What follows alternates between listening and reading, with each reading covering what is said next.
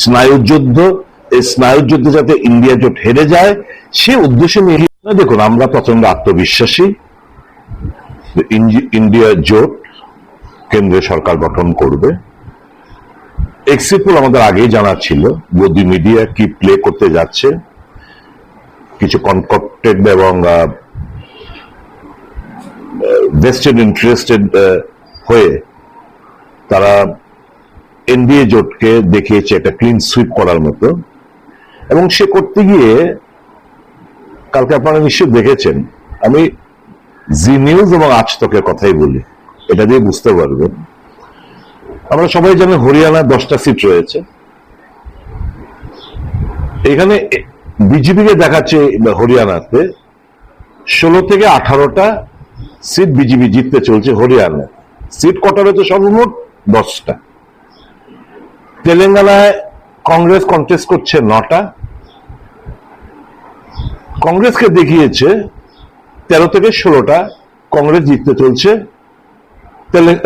তামিলনাড়ুতে। বিহারে LJP contest করছে 5টাতে। বিহারে দেখিয়েছে যে 4টা থেকে 6টা অব্দি এলজেপি জিততে চলেছে। কন্টেস্টই করলো 5টা, দেখাচ্ছে 6টা অব্দি ওরা জিততে চলছে। কাজে এই ফিগার গুলো হচ্ছে বসানোর উদ্দেশ্য হচ্ছে শাসক গোষ্ঠীর তল্পি বাহক হয়ে মানুষকে বিভ্রান্ত করার জন্য, কাউন্টিং এজেন্টসদের বিভ্রান্ত করার জন্য, কারচুপি করতে যাতে সহায়তা পায়।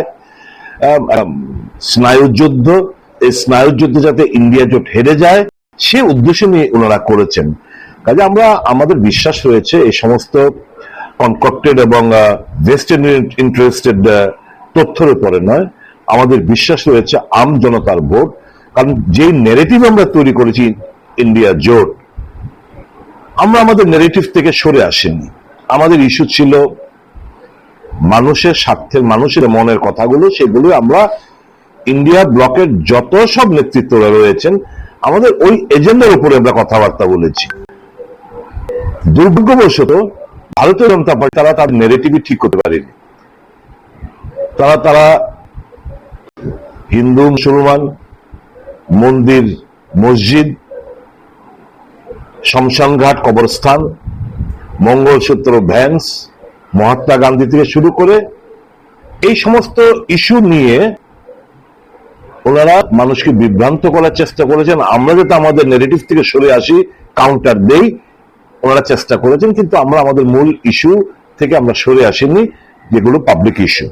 কাজে আমরা খুব পজিটিভ নোটে আমরা নির্বাচনটা আমরা মানুষের কাছে আমরা নিয়ে যেতে পেরেছি। মানুষের উপর আমাদের অগাধ আস্থা, বিশ্বাস। এইবার Modi has been badly exposed.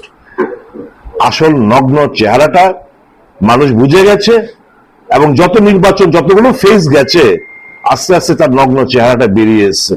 মানুষ তাকে ঘৃণার সাথে প্রত্যাখ্যান করবে এবং বিজেপিকে একটা সমুচিত জবাব দেবে বলে আমাদের বিশ্বাস।